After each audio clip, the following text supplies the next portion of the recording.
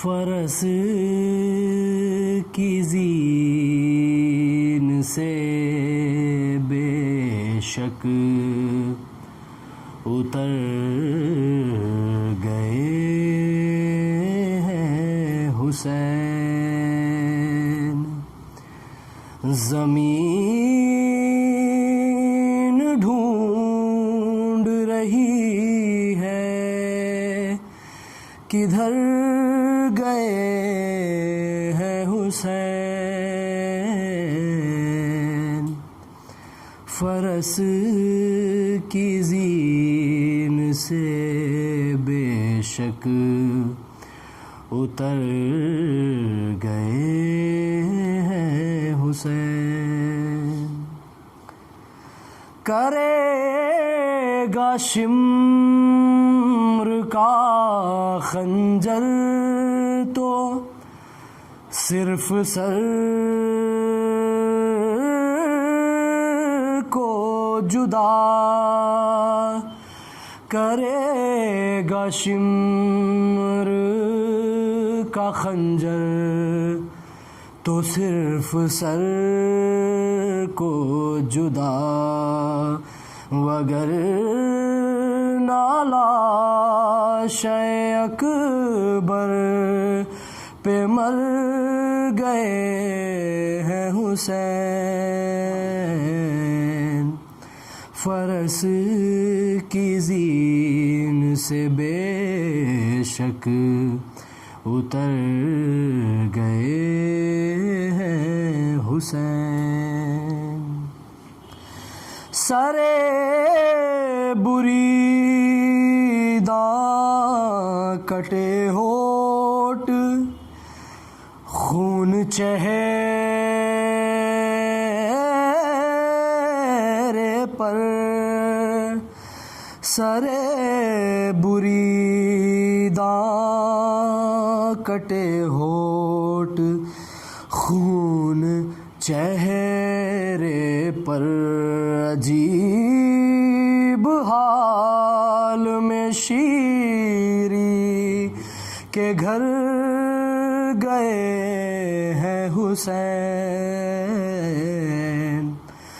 فرس کی زین سے بے شک اتر گئے ہیں حسین، اور میں ملنے شام کے زنداں میں آؤں گا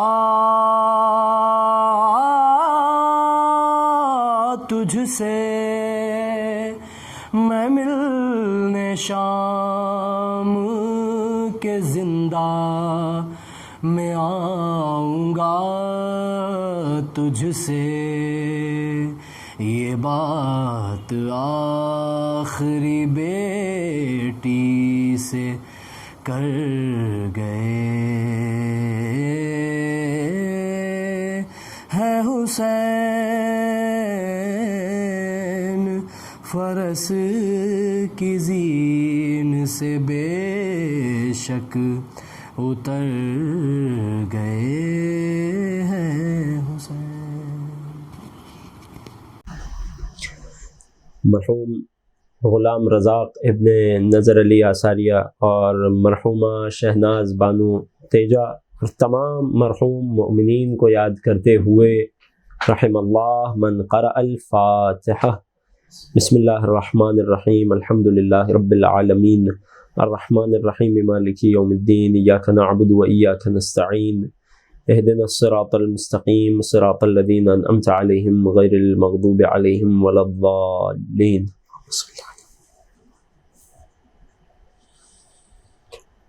لا حول ولا قوة الا باللہ العلی العظیم۔ اعوذ باللہ السمیع العلیم من الشیطان اللعین الرجیم، بسم اللہ الرحمن الرحیم،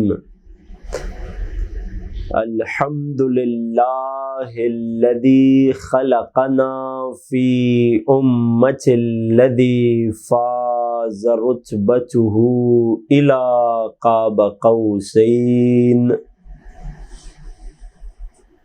وأكرمنا بولاية وصيه الذي ردت له الشمس مرتين وجاهد بالسيفين وصلى إلى القبلتين وشرفنا بحب الزهراء أم السبطين وجعلنا من الباكين على مصاب الحسن والحسين والتسعة من ذرية الحسين الذين من بكى على مصابهم رجح حسناته أعمال الثقلين والصلاة والسلام والتحية والإكرام على أشرف الكونين رحمة للدارين جد الحسنين أعني أبا القاسم محمد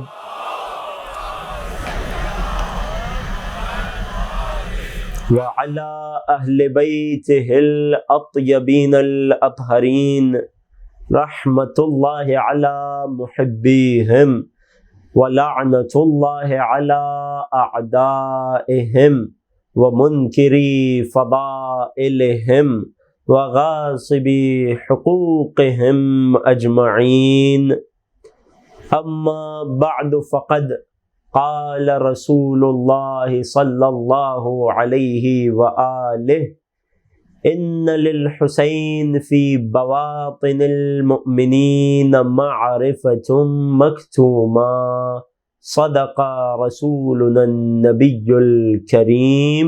ایک درود ہدیہ کیجئے محمد و آل محمد پر. حضرات محترم حاضرین و سامعین کرام، سلام علیکم ورحمۃ اللہ. اربعین امام حسین کی مناسبت سے یہ سلسلہ مجالس کہ جس کا عنوان معرفت امام حسین از زیارت امام حسین ہے. گزشتہ گفتگو میں ہم نے عرض کیا تھا کہ یوں تو امام حسین کی زیارت کرنے سے آقا کی معرفت میں اضافہ ہوتا ہے، اور جو زیارات کے طریقے اور جو زیارات ائمہ نے تعلیم دی ہیں، ان زیارات کی تلاوت سے، ان میں غور و فکر کرنے سے معرفت امام حسین میں اضافہ ہوتا ہے. انہی تمام زیارتوں پر ان مختصر مجالس میں گفتگو کرنا ممکن نہیں ہے، لہٰذا ہم نے ان تمام زیارتوں میں سے ایک زیارت کہ جو ان دنوں سے سب سے زیادہ مناسبت رکھتی ہے، امام حسین کی وہ زیارت کہ جو روز اربعین تلاوت کرنے کا ہمیں حکم ملا ہے، اس زیارت کا اور اس کے جملوں کا انتخاب کیا تاکہ اس زیارت کی روشنی میں اس کے الفاظ کو اپنا ماخذ اور مصدر بناتے ہوئے آقا حسین کی معرفت پر کچھ بات ہو سکے. اور یہ ساری گفتگو، اس کا مقصد اور ہدف فقط کیا ہے کہ رسول اللہ نے جو فرما دیا سرنامہ کلام کی حدیث کہ آقا حسین کے لیے مومن کے ضمائر میں اللہ نے معرفت کو چھپا رکھا ہے، اس چھپی ہوئی معرفت کو آشکار کرنا، اس چھپی ہوئی معرفت کو دریافت کرنا. لہذا آخری گفتگو میں ہم نے آپ کی خدمت میں قرآن اور کلام معصوم سے لفظ اربعین کی سگنیفیکنس اور اہمیت کو پیش کیا. جب اتنا اہم دن ہے کہ جس دن کے بارے میں، جب اربعین کا عدد اتنا اہم ہے اور آپ نے یہ بھی جان لیا کہ ہمارے 11ویں سرکار آقا و مولا امام حسن عسکری علیہ الصلاۃ والسلام مولا ارشاد فرماتے ہیں کہ للمؤمن علامات خمس، مومن کی 5 علامتیں، تکرار کر رہا ہوں آپ لوگ سن چکے ہیں، مومن کی 5 علامتیں ہیں، ان 5 علامتوں میں سے ایک کیا ہے؟ زیارت الاربعین، روز 40 آقا حسین کی زیارت کو جانا۔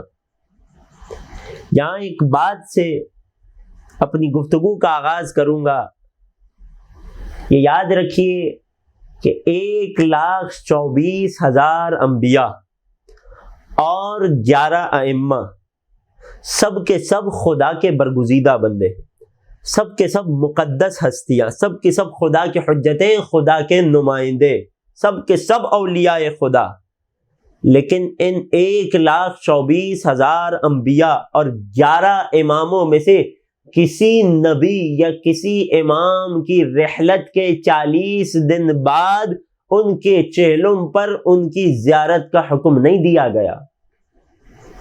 یہ اختصاص ہے آقا حسین کا کہ روز 40 حسین کی زیارت کو بھول نہ جانا، حسین کے واقعے کو بھول نہ جانا، ذات حسین کو فراموش نہ کر دینا۔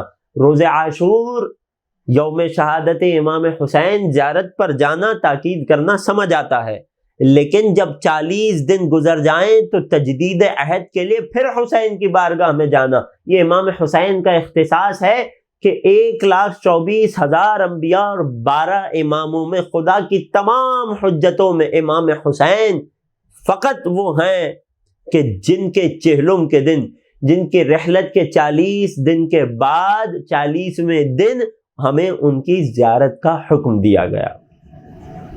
اور یہاں سے بھی امام حسین کی زیارت 40 کی، روز 40 کی جانے والی اور تلاوت کی جانے والی، پڑھی جانے والی زیارت کی اہمیت کو سمجھیں۔ یہاں ایک قانون ذکر کرنا چاہتا ہوں کہ اس کے بعد ہم زیارت 40 کے الفاظ اور خود زیارت 40 کے موضوع میں وارد ہو جائیں گے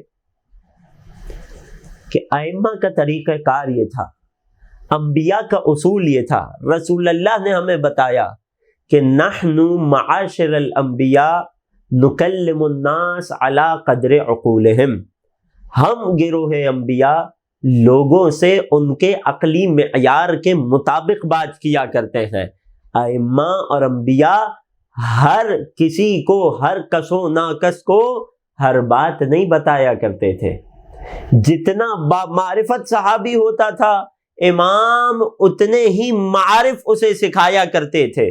توجہ کر رہے، یہی وجہ ہے نا کہ امیر المؤمنین جو اسرار سلمان محمدی کو بتایا کرتے تھے وہ ابو ذر سے بھی پوشیدہ رکھا کرتے تھے۔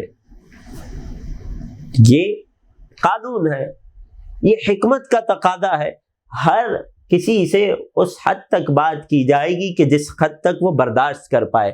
نکلم الناس علی قدر عقولہم، ہم لوگوں سے ان کی عقلوں کی مقدار کے مطابق بات کیا کرتے ہیں۔ تو جب یہ قانون ہے تو اب دیکھنا پڑے گا کہ امام کسے زیارت 40 تعلیم دے رہے ہیں، وہ کون سا صحابی ہے امام کا کہ جسے امام نے زیارت 40 تعلیم دی ہے۔ جب صحابی کا معیار سمجھ آئے گا تب یہ طے ہوگا کہ زیارت 40 میں کس قدر معارف پوشیدہ ہیں، کیسے کیسے گوہر نایاب اس ایک زیارت میں چھپے ہوئے ہیں۔ توجہ کر رہے ہیں؟ کچھ بات راوی زیارت 40 کی تاریخ کے حوالے سے۔ راوی کا نام کیا ہے؟ صفوان بن مہران اسدی، کہ جس کا مشہور لقب ہے الجمال، جسے صفوان الجمال کے نام سے جانا جاتا ہے۔ یہ کون ہے؟ یہ صفوان بن مہران اسدی، کہ جس کا تعلق قبیلہ بنو اسد سے ہے۔ بنو اسد کون سا قبیلہ؟ ایک جملے میں اس بنو اسد کا تعارف اور شرف سن لیجئے کہ جناب حبیب ابن مظاہر بھی قبیلہ بنو اسد سے تھے۔ صفوان قبیلہ حبیب سے ہیں، مہران کے فرزند ہیں، چھٹے اور ساتویں اماموں کے جلیل القدر صحابی ہیں۔ شیخ مفید رحمت اللہ علیہ نے ان کے بارے میں لکھا، ان کے ترجمے میں لکھا کہ ثقۃ جلیل القدر آدمی، آل محمد کے اصحاب کے سرداروں میں سے، خواص سے اصحاب میں سے، فقہا میں سے، صالحین میں سے۔ اتنا بڑا مقام اس صفوان بن مہران جمال کا، چھٹے اور ساتویں امام کے قریب ترین اصحاب میں سے، خواص سے اصحاب میں سے تھے۔ انہیں الجمال کیوں کہا جاتا تھا؟ جمال ان کا وہ لقب تھا جو انہیں ان کے کام کی مناسبت سے دیا گیا۔ جمال نکلا ہے جمل سے، اور مومنین بخوبی جانتے ہیں کہ جمل اونٹ کو کہتے ہیں۔ صفوان کو جمال اس لیے کہا جاتا تھا کہ یہ اونٹ کرائے پر دیا کرتے تھے، بچوں کو سمجھانے کے لیے، جیسے آج کے دور میں رینٹ کار کا بزنس ہوتا ہے، ان کا اونٹ کرائے پر دینے کا کاروبار تھا۔ ان کے اپنے اونٹ تھے، مختلف لوگوں کو مختلف سفروں کے لیے کرائے پر دیا کرتے تھے، اس وجہ سے انہیں جمال کہا جاتا ہے۔ یہ صفوان، اس کی ائمہ کی اطاعت و فرما برداری، ائمہ سے قرب، ائمہ کی سچی اطاعت اور والہانہ محبت، صفوان کی ولایت آل محمد کو دیکھنا ہو تو ایک واقعہ پیش کرتا ہوں۔ یہ بہت ضروری ہے، جب راوی کا معیار طے ہوگا تو روایت کا معیار بھی پتہ چل جائے گا، کس درجے کا صحابی ہے، کس درجے کا عارف ہے، یہ طے ہو جائے گا تو یہ بھی پتہ چل جائے گا کہ اگر اسے امام نے کچھ سکھایا ہے تو وہ کوئی معمولی اور عام بات نہیں ہوگی۔ توجہ کر رہے ہیں؟ یہ صفوان کہ جن کا لقب جمال ہے، ساتویں امام کا دور ہے، حج کی واپسی میں مولا کی خدمت میں مدینے حاضر ہوئے، مولا کے قریبی اصحاب میں سے، اصل میں ان کا تعلق پورے قبیلہ بنی اسد کی طرح شہر کوفہ سے تھا۔ یہ صفوان مولا کی خدمت میں حاضر ہوئے، ساتویں امام صفوان کو مخاطب کر کے فرماتے کل شیء۔ اب یہ کوئی معمولی بات نہیں ہے، یہ امام معصوم صفوان سے کر رہے ہیں، یہ کوئی بیجا تعریف نہیں ہے، اسے کوئی چاپلوسی نہیں کہہ سکتا، یہ امام معصوم کے جملے ہیں کہ جس کا ایک ایک حرف حکمت سے بھرپور ہوتا ہے۔ فرماتے کل شیء، اب یہ صفوان کی تعریف امام فرما رہے ہیں، ذرا دیکھیے گا، کل شیء فیک حسن جمیل، اے صفوان تم میں ہر چیز اچھی اور خوبصورت ہے، تمہاری ایک ایک عادت بہترین ہے، تمہارا ایک ایک عمل اچھا ہے، ما خلا شیء واحد، سوائے ایک کام کے، اللہ اکبر، اے صفوان سوائے ایک کام کے تمہاری پوری زندگی حسین و جمیل ہے۔ مولا وہ ایک کام کیا ہے؟ مولا نے فرمایا اقراؤک لہذا الرجل، امام کاظم نے اپنے دور کے حکمران ہارون کی طرف اشارہ کر کے بتایا کہ تمہارا اپنے اونٹوں کو اسے حاکم کو، بادشاہ کو کرائے پر دینا یہ اچھا کام نہیں ہے، اس کے علاوہ باقی تمام کام تمہارے اچھے ہیں۔ صفوان نے عرض کی مولا ما اقرأتہ اشرا ولا بطرا ولا للصید ولا للہو، مولا میں نے نہ اس حاکم کو، بادشاہ کو ظلم و ستم کے لیے اونٹ دیے، نہ فخر و مباحات کے لیے اونٹ دیے، نہ تعلقات بڑھانے کے لیے فیور کیا، نہ میں نے شکار کے لیے دیے، نہ میں نے لہو و لعب کسی اور دنیاوی کام کے لیے اونٹ اسے کرائے پر دیے۔ اقرأتہ لہذا الطریق، حج کر کے آ رہا تھا مولا، میں نے تو اس راستے کے لیے اسے اونٹ کرائے پر دیے، یعنی حج کے راستے کے لیے۔ حاکم میرے اونٹ، میری سواری لے کر حج پہ جایا کرتا ہے۔ اللہ اکبر، توجہ کیجیے گا، صفوان کا بنیادی کام ہے، صفوان کے گھر کا چولہا جلتا ہے، صفوان کی روٹی چلتی ہے، روزی چلتی ہے، بچے پل رہے ہیں، عیال پلتے ہیں، کس کام پر؟ اونٹ کرائے پر دینے پر۔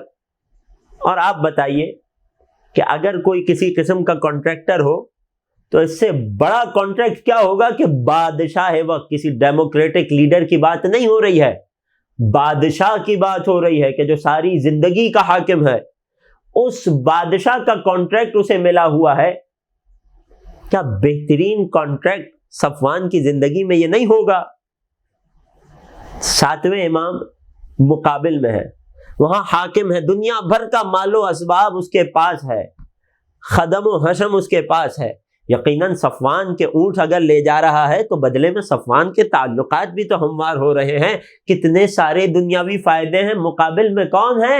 ایک سادہ سے گھر میں رہنے والا وہ امام کہ جو اکثر زندگی میں نظر بند رہا کرتا ہے، جس کے پاس نہ دینے کو مال ہے نہ اسباب ہے، ایک چیز ہے، وہ ہے چاہنے والوں کے دل میں سچی محبت۔ امام کہہ رہے ہیں صفوان تم اسے اونٹ نہیں دیا کرو، تم اسے اونٹ کیوں دیتے ہو؟ کہتے ہیں مولا میں تو مکہ کے لیے دیتا ہوں، حج بیت اللہ کے لیے دیتا ہوں۔ مولا نے سوال کیا، اب ذرا غور کیجئے گا، عقیدہ امامت کتنا سخت ہے اور اس پر باقی رہنے کے لیے کیا کیا قربانیاں دینی پڑتی ہیں، اور لوگوں نے دی اور اپنے عقیدے کو منوایا، ثابت کیا۔ فقط کہہ لینا بہت آسان ہے، ہم سے بڑا کوئی مولا کا چاہنے والا نہیں، ہم سے بڑا کوئی ماتمی نہیں، جب قربانی دینے کی بات آتی ہے تب کھرے اور کھوٹے میں فرق پتہ چل جاتا ہے۔ صفوان کہتے ہیں مولا میں تو اسے مکہ حج کے راستے پہ، اللہ کے گھر کے راستے میں آنے کے لیے اونٹ کرائے پر دیتا ہوں، کسی دنیاوی کام کے لیے نہیں دیتا، کجا یہ کہ ظلم و ستم میں میرا جانور، میرا اونٹ استعمال ہو۔ دوسری بات کیا کہ مولا میں خود بھی حاکم کے ساتھ نہیں جاتا، مولا بادشاہ ہے، کوئی اور ہوتا بادشاہ اس کے اونٹ لے جاتا تو خود سر کے بل چل کے بادشاہ کے ساتھ جاتا، مولا میں نہیں جاتا، میں کچھ نوکر چاکر اپنے اونٹوں کے ساتھ بھیج دیتا ہوں، خود نہیں جاتا اس کے ساتھ۔ مولا نے ایک سوال کیا، بڑا منطقی سوال، اے صفوان یہ بتاؤ کہ هل یقع کراؤک علیہ، کیا جب وہ تمہارے اونٹ لے کر جاتا ہے تو تمہارا کچھ کرایہ، کچھ اماؤنٹ، کچھ پیسے، تمہاری کچھ دولت، کچھ کرایہ اس کے ذمے آ جاتا ہے یا نہیں آتا؟ فرماتے ہیں مولا آ جاتا ہے۔ اے صفوان یہ بتاؤ کیا تم یہ پسند کرتے ہو، دعا کرنے کی بات نہیں کر رہے، هل تحب ان يبقى حتى يرجع کراؤک، اے صفوان یہ بتاؤ کیا تم اس بات کو پسند کرتے ہو کہ وہ صحیح سلامت، کون؟ حاکم ظالم و جابر، یہ بتاؤ کیا تم یہ چاہتے ہو، کیا تمہارے دل میں یہ خواہش ہوتی ہے، یہ انتظار ہوتا ہے کہ حاکم صحیح سلامت اپنے سفر سے لوٹ آئے تاکہ تمہیں تمہارا کرایہ مل جائے؟ کس قدر سچے ہیں صفوان۔ فرماتے ہیں فرزند رسول ایسا ہی ہے۔ مولا فرماتے ہیں من احب بقاءہم فہو منہم، اے صفوان جو ان کی بقا چاہے، ایک لحظے کے لیے، فقط ایک سفر سے واپس لوٹنا، اگر جو ان کی خیریت چاہتا ہے، جو ان کی خیریت کو پسند کرتا ہے، مطلوب ہے جیسے ان کی خیریت، ہمارے دشمنوں کی ایک لحظے کی بقا کا خواہش مند جو ہے فہو منہم، وہ انہی میں سے ہے، وَهُوَ وِرْدُ النَّارِ، اور پھر وہ جہنم کا ایندھن بن جائے گا۔ اللہ اکبر۔ اب صفوان کے لیے ایک بڑا مشکل مرحلہ ہے، مولا کا وہ حکیم اور فقیہ صحابی ہی کیا کہ جو مشکلات کو حل کرنا نہ جانتا ہو۔ صفوان مشکل کشا کے در پہ بیٹھے ہیں، 6 امام اور 7ویں امام کے در میں ہے، ذرا غور کیجئے گا۔ اب صفوان کے سامنے ایک مشکل آ گئی کہ یہ تو ہو نہیں سکتا کہ اپنے کاروبار کو جاری رکھے اور حاکم جب اس سے اونٹ مانگے تو یہ انکار کر دے، نہیں، پھر کہہ رہا ہوں یہ کوئی ڈیموکریٹک لیڈر نہیں تھا، یہ ظالم و جابر بادشاہ تھا، انکار کی گنجائش نہیں تھی۔ صفوان نے کیا کیا؟ امام کے ایک فرمان پہ، امام کے ایک بار تنبیہ کرنے پر کیا کیا؟ کہتا ہے فبعت جمالی کلہا، یہ کاروبار ہی چھوڑ دیا، اپنے سارے اونٹ فروخت کر دیے تاکہ جب حاکم اگلے برس کرائے کے لیے اونٹ طلب کرے تو یہ بہانہ دے سکے میں نے وہ کام ہی چھوڑ دیا ہے۔ اللہ اکبر، غور تو کیجئے، چلتا پھرتا بہترین کاروبار 7ویں امام کے ایک فرمان پہ صفوان نے قربان کر دیا۔ اگلے برس حاکم نے طلب کیا ہے صفوان ہمیں اونٹ کرائے پر کیوں نہیں دیتے؟ کہتے ہیں میں اب ایک بزرگ ہو گیا ہوں، میں بوڑھا ہو گیا ہوں، اور یہ جوان جو میں نے رکھے ہیں یہ کام صحیح نہیں سنبھالتے، لہٰذا میں نے اونٹ فروخت کر دیے۔ حاکم کہتا ہے صفوان ہیہات ہیہات، اے صفوان افسوس کہ مجھے معلوم ہے کہ تجھے کس نے یہ بتایا ہوگا, تجھے کس نے کہا ہوگا کہ مجھے اونٹ نہیں دیتے, اور اگر تیرا اخلاق اچھا نہ ہوتا, تو ہم سے تعلق نہ رکھتا ہوتا, تیرا ہم سے کوئی سابقہ تعلق نہ ہوتا, تو میں تجھے اس نافرمانی پہ قتل کر دیتا. جان خطرے میں ڈال دی, سارا کاروبار تباہ کر دیا, سارا کاروبار ختم کر دیا. کس پر؟ مدینے میں بیٹھے ہوئے گوشہ نشین کے کہنے پر, جسے ظاہری طور پر صفوان کو جس سے کوئی دنیاوی فائدہ نہیں ملنا, ظاہری طور پر اس کے مقابل میں بادشاہ کی صحبت کو ٹھکرا دیا, حاکم کی صحبت کو ٹھکرا دیا, کاروبار بند کر دیا, قتل کی حد تک معاملہ پہنچ گیا. جان کے خوف کو برداشت کیا, لیکن امام کی فرما برداری سے ایک قدم پیچھے نہ ہٹے. یہ ہے صفوان ابن جمال. عزیزوں, یہاں رک کر ایک سوال کروں گا, کیا اگر ہم کوئی ایسا کاروبار یا نوکری کرتے ہوں, والعیاذ باللہ, خدا نہ خاصہ, اولاً تو مومن کی ایک علامت یہ ہے, ایک طریقہ یہ ہے, امام علی کا فرمان ہے, جب بھی کسی تجارت میں وارد ہو اس سے پہلے حکم خدا کو سیکھو کہ کیا حلال ہے, کیا حرام ہے, یہ تجارت کیسے کرنی ہے, کن محرمات سے بچنا ہے, کن راستوں پر نہیں چلنا. یہ تمام حلال و حرام فقہی مسائل سیکھو اور پھر کسی کام میں قدم رکھو, تاکہ تمہارا مال حلال ہو اور نتیجے میں اولاد کی تربیت اچھی ہو سکے. لیکن اگر کوئی مومن جوانی کے عالم میں تھا, فراموش کر گیا, اس وقت دیندار نہیں تھا, وہ دینداری کا مزاج نہیں تھا, اور ایک کاروبار یا نوکری پر لگ گیا, کاروبار اور نوکری اسٹیبلش ہو گئے, اب بعد میں اسے پتا چلا یہ نوکری تو حرام ہے, اس کاروبار میں تو سود ہے, مثلا یہ کوئی حرام شے کا کاروبار ہے, یہ کام کرنا اسلام میں جائز نہیں ہے. ایمان سے بتائیے, سچے دل سے بتائیے, ہم میں سے کتنے ہوں گے کہ جو فقط امام کے فرمان اور ان کے حکم کی تعمیل میں آل محمد کی چاہت کے آگے اپنی پوری دنیا کو قربان کر سکیں گے. یہ ہے صفوان بن مہران جمال الاسدی, اس قدر مطیع و فرما بردار. صلہ کیا ملا کہ امام نے صفوان کو, دونوں اماموں نے, چھٹے امام نے بھی, ساتویں امام نے بھی, صفوان کو وہ معارف و فضائل عطا کیے, وہ باتیں بتائیں جو ائمہ دوسروں کو نہیں بتاتے تھے. زیارت حسین کی کئی فضیلتیں ہیں کہ جو صفوان نے چھٹے امام سے نقل کر کے ہم تک پہنچائی ہیں. امیر المؤمنین کے جو کئی زیارتیں صاحب مفاتیح الجنان شیخ عباس قمی رحمۃ اللہ علیہ نے رقم کی, ان میں سے ایک زیارت ایسی بھی ہے کہ جو چھٹے امام نے اپنے صحابی صفوان بن مہران کو تعلیم دی. اور کیا کہنے اس زیارت کے جملوں میں الفاظ میں نہیں جاؤں گا, مومنین مراجعہ کریں, مفاتیح الجنان کھولیں. اب اس نظر سے دیکھیے اس زیارت کو کہ زیارت چھٹے امام نے کسی عام صحابی کو نہیں, صفوان بن مہران کو تعلیم دی ہے. اور اس زیارت کی ایک خصوصیت ہے, ائمہ انسانی عقل کا معیار دیکھ کر کلام کرتے تھے, ائمہ بندہ دیکھ کر بات کیا کرتے تھے, ہر کسی کو ہر معرفت کی بات نہیں بتاتے تھے. وہ امام کے جن کی عام طور پر کسی اور کو تعلیم دی گئی زیارت میں امیر المؤمنین کے روضے پہ جانے کا اور پلٹنے کا وہ ادب نہیں ملتا کہ جو امام نے صفوان کو تعلیم دیا معرفت کا معیار دیکھتے ہوئے. وہ ادب کیا ہے, غور کیجئے گا. وہ زیارت کے جو چھٹے امام نے صفوان کو تعلیم دی, صفوان اپنے امام کے ساتھ نجف اشرف ان کے جد کی زیارت پر گئے.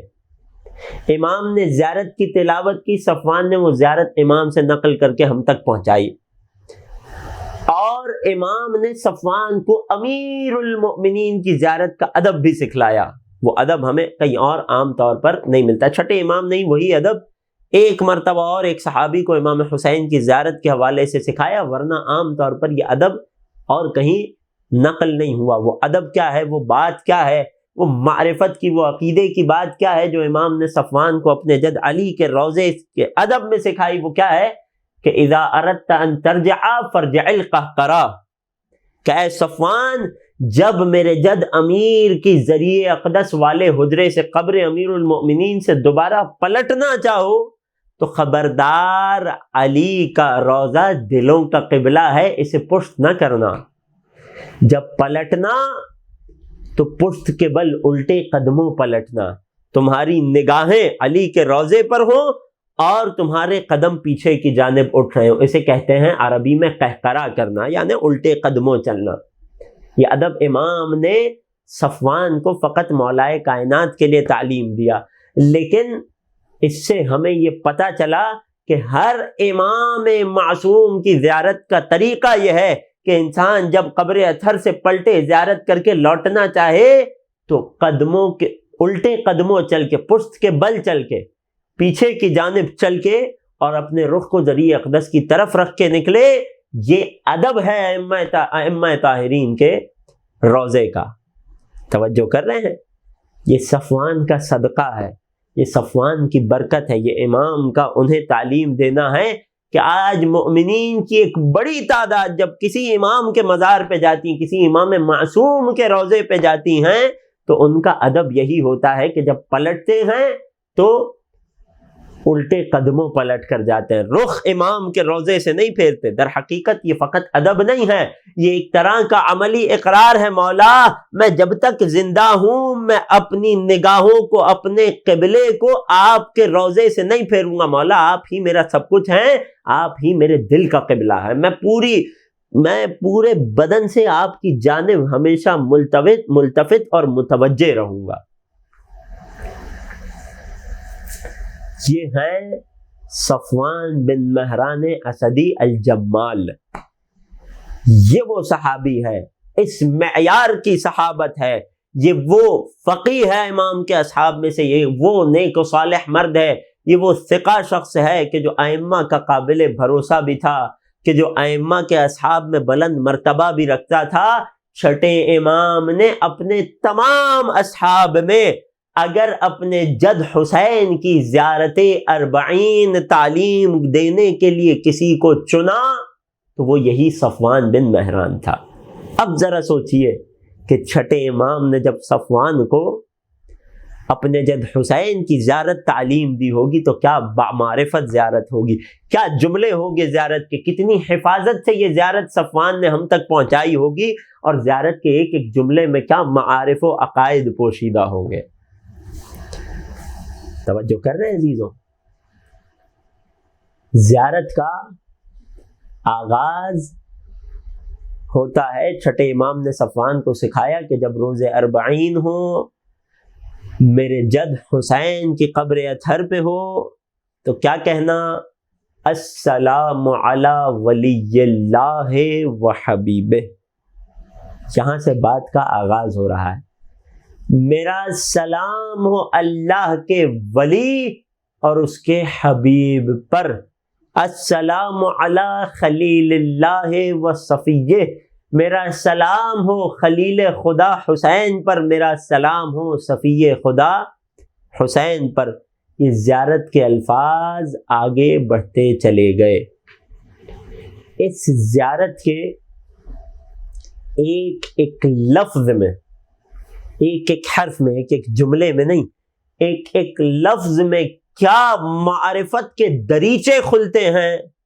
اس بات کا اندازہ ایسے لگائیے کہ ہماری کل کی مکمل گفتگو فقط لفظ سلام پر ہوگی، وہ سلام کے جو ابتدا میں امام حسین کو مخاطب کر کے کیا جاتا ہے، السلام علی ولی اللہ، اے حسین ولی خدا، اے حسین حبیب خدا، آپ پر میرا سلام ہو۔ یہ سلام کیا ہے؟ یہ کیا چیز ہے؟ یہ کیا کانسیپٹ ہے؟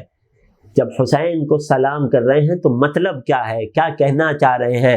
کیا بات ذہن میں رکھ کے آئندہ سے امام کی بارگاہ میں سلام کرنا ہے؟ انشاءاللہ کل کی مکمل گفتگو فقط اسی لفظ سلام پر ہوگی۔ بس عزیزوں، آج بات کو یہی روک رہا ہوں تاکہ کل لفظ سلام سے باقاعدہ امام حسین کی زیارت کے جملوں میں ہماری گفتگو ہو۔ اور آج شب 17 صفر بھی ہے، یہ وہ شب ہے کہ جو منسوب ہے، آج پوری تقریر امام کاظم کا تذکرہ ہوا، آج کی شب منسوب ہے فرزند امام کاظم سے۔ آج 8ویں امام غریب الغربا سلطان عرب و عجم کی شہادت کی رات ہے۔ آج ہم نے اس فرش عزا سے پرسہ پیش کرنا ہے اس امام کی خدمت میں کہ جو 9 برس کی عمر میں یتیم ہو گیا۔ آج ہمیں 9ویں امام تقی جواد کی بارگاہ میں پرسہ اور تعزیت پیش کرنی ہے۔ ایک اور ہستی ہے کہ جسے آج خصوصی تعزیت پیش کرنی ہے، شہزادی قم حضرت فاطمہ معصومہ سلام اللہ علیہا، کہ خدا ہمیں دنیا میں بار بار شہزادی کی زیارت اور آخرت میں ان کی شفاعت نصیب فرمائے۔ آج امام رضا کی اس بہن کی خدمت میں پرسہ پیش کرنا ہے جو بہن اپنے بھائی کی یاد میں مدینے سے خراسان تک سفر کر کے آئی۔ ہاں عزیزوں، امام رضا کو غریب الغربا کہا جاتا ہے۔ کیوں کہا جاتا ہے؟ کہ اگر اپنے نانا کے مدینے سے سب سے زیادہ دور کسی امام کو قتل کیا گیا تو یہ میرے مولا و آقا امام رضا ہے۔ خراسان کی سرزمین پر بلایا گیا، طلب کیا گیا۔ مؤرخین نے عجیب جملہ لکھا ہے۔ مؤرخین لکھتے ہیں کہ ابھی امام رضا کو مدینے سے خراسان طلب ہی کیا گیا تھا، امام جب سفر کے لیے روانہ ہوئے تو مدینے والوں نے 8 برس کے اس کم سن بچے کو دیکھا کہ جو امام رضا کا وارث تھا، کہ مدینے میں اپنے گھر کے قریب ایک کنارے پہ بیٹھا ہے اور اپنے سر پہ خاک ڈال رہا ہے۔ مدینے والے اس وقت نہ سمجھ سکے، لیکن در حقیقت یہ آل محمد کا یتیمی کے اعلان کا انداز تھا۔ جب کوئی یتیمی کا اعلان کرتا تھا کسی کی تو سر پہ یتیم کے سر پہ خاک ڈالی تھی۔ کوئی کہے مولا ابھی آپ کے بابا حیات ہیں، مولا بعید نہیں جواب آئے، یہ آخری ملاقات ہے ہماری اپنے بابا سے، یہ مدینہ منورہ کی آخری زیارت ہے میرے بابا کی، اب جو سفر کریں گے تو کبھی لوٹ کر نہ آئیں گے، ہم تو آج ہی سے یتیم ہو رہے ہیں۔ تقی جواد تو اسی دن سے یتیم ہو رہے ہیں کہ جب سے امام رضا مدینے سے روانہ ہوئے ہیں۔ امام تقی اپنے سر پہ اپنے ہی ہاتھوں سے خاک ڈال رہے ہیں۔ یہ بنی ہاشم کا طریقہ ہے اعلان یتیمی کا۔ یہی وجہ ہے نا کہ کربلا معلی میں روز عاشور لوگوں نے یہ منظر بھی دیکھا کہ جب ایک باپ خیمے سے ودا ہو کر جا رہا تھا تو 4 برس کی بچی نے ذوالجنا کے سموں کو تھام لیا تھا، اے ذوالجنا میرے بابا کو رن میں نہ لے جانا، صبح سے جو جا رہا ہے لوٹ کر نہیں آتا۔ اس وقت مورخین نے، ارباب مقاتل نے لکھا امام حسین ذوالجنا سے تشریف لائے، اپنی 4 برس کی یتیمہ کو گودی میں بٹھایا اور ایک مرتبہ کربلا کی خاک سے مٹھی کو بھرا اور خود اپنے ہاتھوں سے سکینہ کے سر پہ ڈالنے لگے۔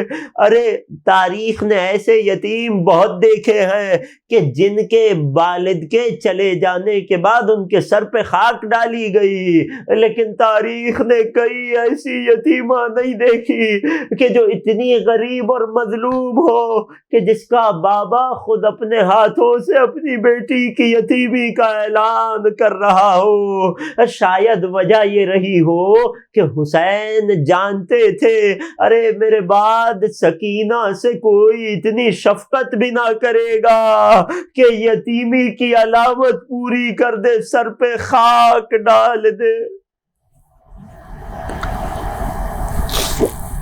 اجرکم علی اللہ اجرکم علی الزہراء۔ عزیزوں، شب 17 سفر ہے، امام وقت ان کے جد امام رضا کا پرسہ پیش کریں گے، تعزیت پیش کریں گے۔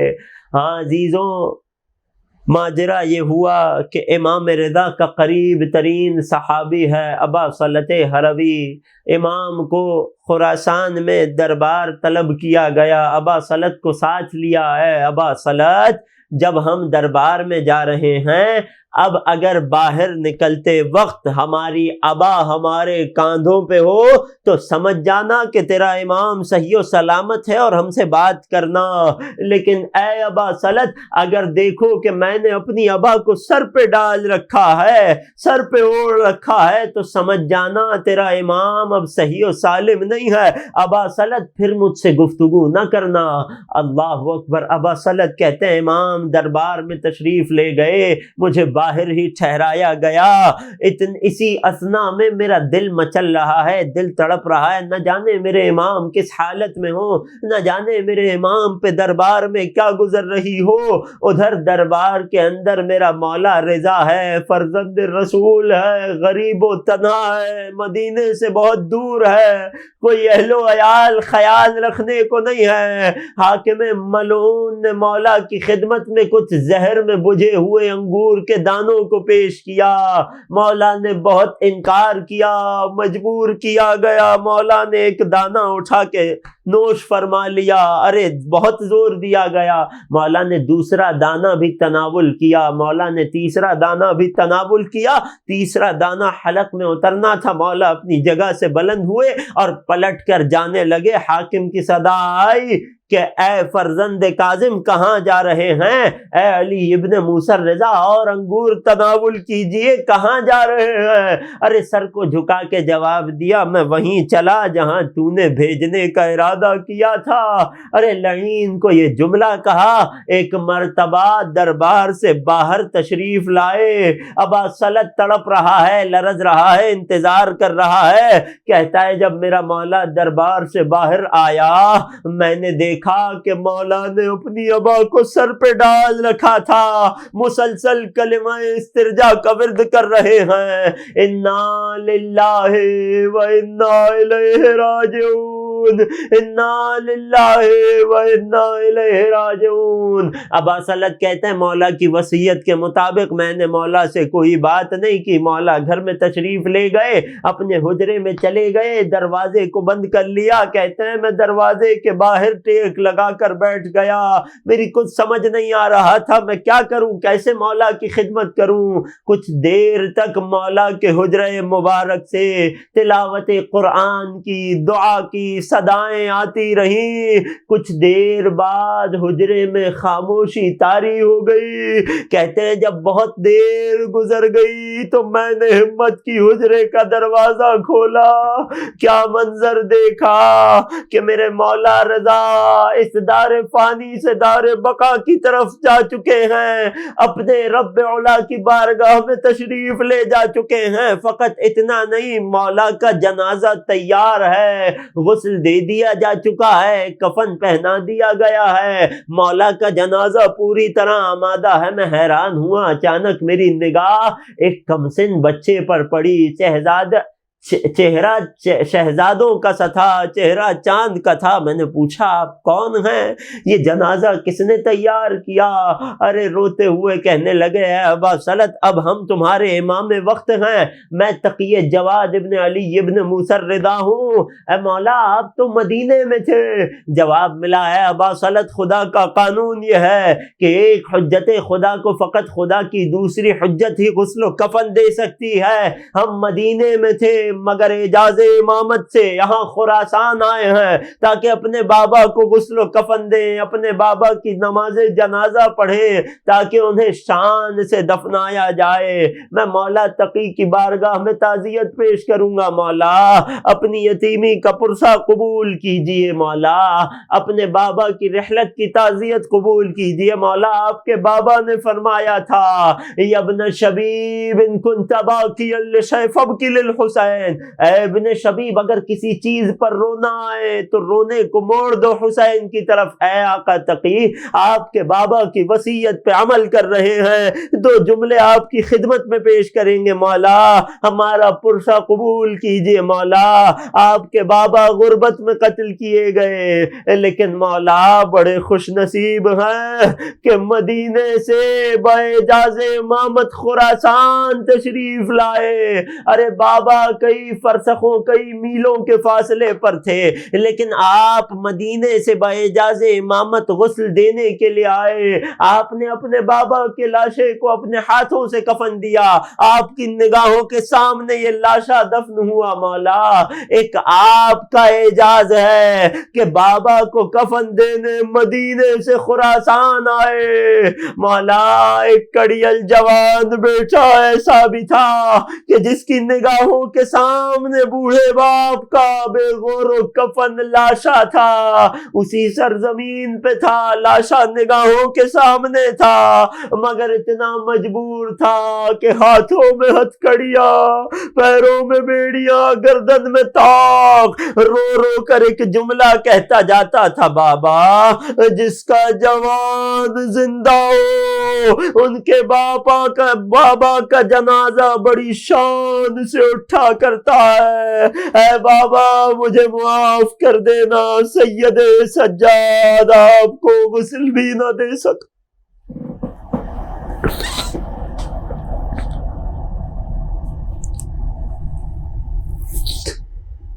الا ولعنۃ اللہ علی القوم الظالمین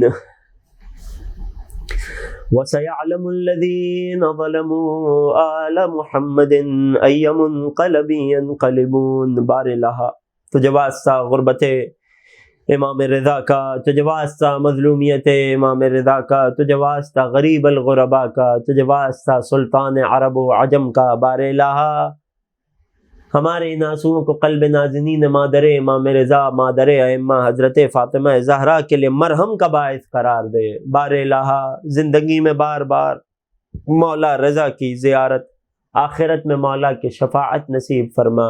بار الہ اس فرش غم کے صدقے ہمارے صغیرہ و کبیرہ گناہوں کو معاف فرما۔ بار الہ تمام حاضرین و سامعین کی تمام دلی حاجات کو بر فرما۔ بار الہ بانیان کی زحمتوں کو اپنی بارگاہ میں قبول فرما۔ بار الہ دنیا میں جہاں کہیں مؤمنین عزاداران آباد ہیں، ان تمام مؤمنین و مؤمنات کو ہر بلا ہر وبا سے محفوظ فرما۔ بار الہ تمام مسلمانان عالم کی جان مال عزت و آبرو کی حفاظت فرما۔ بار الہ ہمارے مرحومین کی مغفرت فرما۔ سب سے بڑی دعا، سب سے بڑی آرزو، منجی بشر، منتقم کربلا، فرزند زہرا، قائم آل محمد کے ظہور میں تعجیل فرما اور ہمیں ان کے اعوان و انصار میں شمار فرما۔ ربنا تقبل منا انك انت السميع العليم وتب علينا انك انت التواب الرحيم بجاہ محمد وآلہ الطاہرین۔ ماتم امام رضا۔ کاٹا گیا حسین کا مقتل میں جب گلا، بس کچھ ہی فاصلے سے بہن دیکھتی رہی، گھیرا تھا ظالموں نے سہے مشرقین کو، زینب بچانے پائی نہ اپنے حسین کو، سوئے دریا مڑ کر دیکھتی تھی زینب، اپنے غازی کو صدا دے رہی تھی زینب، گھیرا تھا ظالموں نے سہے مشرقین کو، زینب بچانے پائی نہ اپنے حسین کو، بے کس بہن تڑپتی رہی کچھ نہ بس چلا، بس کچھ ہی فاصلے سے بہن دیکھتی رہی، کاٹا گیا حسین کا مقتل میں جب گلا، بس کچھ ہی فاصلے سے بہن देखती रही। खंजर तले हुसैन की गर्दन को देख कर ऐ भाई कह के गिरती थी दुखिया जमीन पर। सुए दरिया मुड़कर देखती थी ज़ैना, अपने गाजी को सदा दे रही थी ज़ैना। खंजर तले हुसैन की गर्दन को देख कर ऐ भाई कह के गिरती थी दुखिया ज़मीन पर। वो वक्त एक बहन पे कयामत का वक्त था, बस कुछ फासले से बहन देखती रही। काटा गया हुसैन का मक़तल में जब गला, बस कुछ ही फासले से बहन देखती रही। प्यारी बहन हुसैन की सर पीटती रही, सूखे गले पे भाई के चलती रही छुरी। सुए दरिया मुड़कर देखती थी ज़ैना, अपने गाजी को सदा दे रही थी ज़ैना। प्यारी बहन हुसैन की सर पीटती रही, सूखे गले पे भाई के चलती रही छुरी।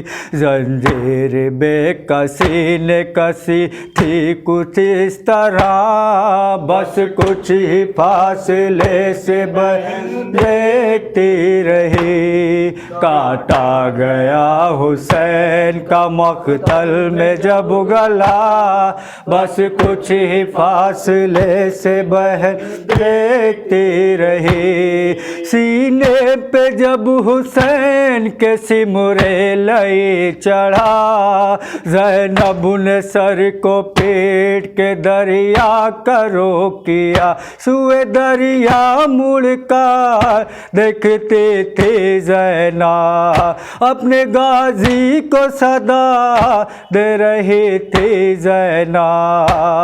सीने पे जब हुसैन के सिमरे लई चढ़ा, ज़ैनब ने सर को पीट के दरिया करो किया।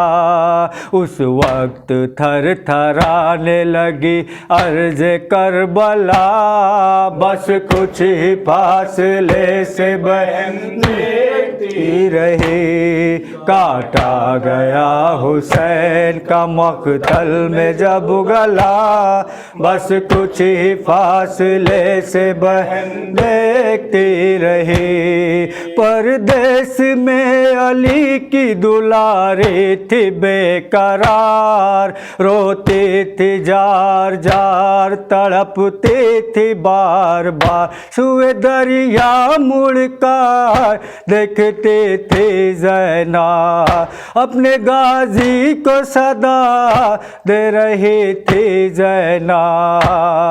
परदेस में अली की दुलारी थी बेकरार, रोती थी जार जार तड़पती थी बार बार। हर सिमत से हुसैन पे होती रही जफा, बस कुछ ही फासले से बहन देखती रही। काटा गया हुसैन का मक़तल में जब गला, बस कुछ ही फासले से बहन देखती रही। ज़ैनब पे करबला में जो कोहे अलम गिरा, टूटे न वो पहाड़ किसी पर भी है खुदा। सुए दरिया मुड़कर देखती थी ज़ैना, अपने गाजी को सदा दे रही थी ज़ैना। ज़ैनब पे करबला में जो कोहे अलम गिरा, टूटे न वो पहाड़ किसी पर भी है खुदा। भाई को کو قتل کرتا رہا شمر بے حیا، بس کچھ ہی فاصلے سے بہن دیکھتی رہی، کاٹا گیا حسین کا مقتل میں جب گلا، بس کچھ ہی فاصلے سے بہن دیکھتی رہی، نرگے میں ظالموں کے تھی بیٹی بطول کی، کچھ بھی نہ کرنے پائی نواسے رسول کی، سوئے دریا مڑ کر دیکھتی تھی زینب، اپنے غازی کو صدا دے رہی تھی زینب، نرگے میں ظالموں کے تھی بیٹی بطول کی، کچھ بھی نہ کرنے پائی نواسے رسول کی، بھائی کا سر نگاہوں کے آگے ہی کٹ گیا، بس کچھ ہی فاصلے سے بہن دیکھتی رہی، کاٹا گیا حسین کا مقتل میں جب گلا، بس کچھ ہی فاصلے سے بہن دیکھتی رہی، وائز نہ لکھ سکے گا کبھی بھی وہ غم کوئی، زینب کے دل پہ تیغ جو آسور کو چلی، سوئے دریا مڑ کر دیکھتی تھی زینب، اپنے غازی کو صدا دے رہی تھی زینب، وائز نہ لکھ سکے گا کبھی بھی وہ غم کوئی، زینب کے دل پہ تیغ جو آسور کو چلی، بھائی کا خون خاک میں ملتا رہا رضا، بس کچھ ہی فاصلے سے بہن دیکھتی رہی، کاٹا گیا حسین کا مقتل میں جب گلا، بس کچھ ہی فاصلے سے بہن دیکھتی رہی، السلام علیکم یا ابا عبداللہ، السلام علیکم یا ابن رسول اللہ، السلام علیکم ورحمۃ اللہ وبرکاتہ، السلام علیکم یا وارث آدم صفوۃ اللہ، السلام علیکم یا وارث نوح نبی اللہ، السلام علیکم یا وارث ابراہیم خلیل اللہ، السلام علیکم یا وارث موسیٰ کلیم اللہ، السلام علیکم یا وارث عیسیٰ روح اللہ،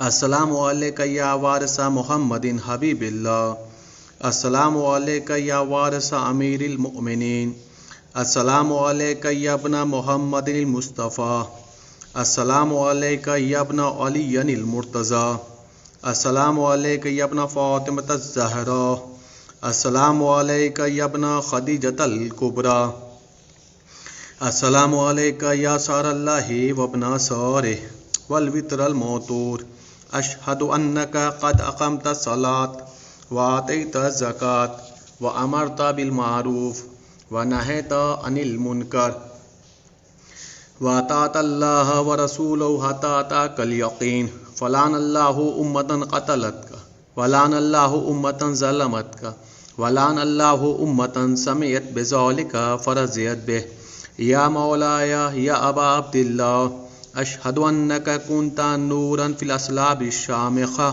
والارحام المطہرہ، لم تنجسک الجاہلیۃ بانجاسها ولم تلبسک من مدلہمات ثیابها، واشہد انک من دعائم الدین وارکان المؤمنین، واشہد انک الامام البر التقی الرضی الزکی الہادی المہدی، واشہد ان الائمۃ من ولدک کلمۃ التقوی وعلام الہدی والعروۃ الوثقی والحجۃ علی اہل الدنیا، واشہد اللہ وملائکتہ وانبیاءہ ورسولہ انی بکم مومن وبعیابکم موقن، بے شرع دینی و خواتیم عملی و قلبی لقلبکم سلم وامری لامرکم متبع، صلوات اللہ علیکم وعلی ارواحکم وعلی اجسادکم وعلی اجسامکم وعلی شاہدکم وعلی غائبکم وعلی ظاہرکم وعلی باطنکم.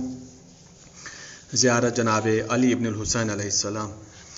السلام علیکہ یا ابن رسول اللہ، السلام علیکہ یا ابن نبی اللہ، السلام علیکہ یا ابن امیر المؤمنین، السلام علیکہ یا ابن الحسین الشہید، السلام علیکہ ایہا الشہید وابن الشہید، السلام علیکہ ایہا المظلوم وابن المظلوم. لعن اللہ امتا قتلتک ولعن اللہ امتا ظلمتک ولعن اللہ امتا سمعت بذلک فرضیت بہ. زیارت جملہ شہداء کربلا علیہم السلام. السلام علیکم یا اولیاء اللہ وحباؤہ، السلام علیکم یا اصفیاء اللہ وابداؤہ، السلام علیکم یا انصار دین اللہ، السلام علیکم یا انصار رسول اللہ، السلام علیکم یا انصار امیر المؤمنین، السلام علیکم یا انصار فاطمۃ الزہراء سیدۃ نساء العالمین، السلام علیکم یا انصار ابی محمد الحسن ابن علی ولی الناس، السلام علیکم یا انصار ابی عبداللہ، بے ابی انتم و امی طیبتم وطابت الارض التي فيها دفنتم وفزتم فوزا عظیما فیا لیتنی کنت معکم فافوز معکم. زیارت جناب عباس علیہ السلام. السلام علیکہ یا مولا ابو الفضل عباس علیہ السلام یا ابن امیر المؤمنین علیہ السلام، السلام علیکہ ایھا العبد الصالح المطیع للہ ولرسولہ، اشہد انک قد جاہدت ونصحت وصبرت حتی اتاک الیقین، لعن اللہ الظالمین لکم من الاولین والآخرین والحقهم بدرک الجحیم. السلام علیکہ یا افضل الشہداء، السلام علیکم ورحمۃ اللہ وبرکاتہ. السلام علیکہ یا غریب الغربا، السلام علیکہ یا معین الضعفاء والفقراء، السلام علیکہ یا شمس الشموس، السلام علیکہ یا انیس النفوس، السلام علیکہ یا سلطان العرب والعجم، السلام علیکہ یا ابو الحسن یا علی ابن موسیٰ رضا، السلام علیکم ورحمۃ اللہ وبرکاتہ.